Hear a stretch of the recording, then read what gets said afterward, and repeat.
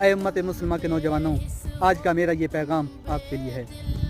جب بروز حشر قیامت والے دن ہم رسول خدا کی شفاعت کے منتظر ہوں گے، اگر حضور پاک صلی اللہ علیہ وآلہ وسلم نے ہم سے یہ پوچھ لیا کہ جب میری امت پر قیامت برپا تھی تو تم اس وقت کہاں مصروف تھے، تم اس وقت کیا کر رہے تھے، تمہارے دل میں ذرا بھی غیرت نہ جاگی کہ میری امت پر اس وقت کیا حشر ہو رہا ہے۔ یہودی لوگ اس کا ڈکرے کر رہے ہیں، ان پر تشدد کر رہے ہیں، ان کو بھوکا رکھ کر مار رہے ہیں، ہر قسم کی اذیت ان کو دے رہے ہیں۔ آپ کو ذرا بھی خوف نہ آیا، اس وقت میں آپ کو یاد نہ آیا، اور آج قیامت والے دن آپ میرے پاس کیوں آئے ہیں؟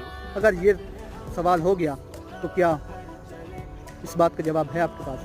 اگر نہیں ہے تو خدا کے لیے اپنے مقصد کو پہچانو۔ آخر یہ زندگی کب تک رہے گی؟ بہت ہی کرو گے تو 200 سال جی لو گے، آخر مرنا تو ہے ہی ہے۔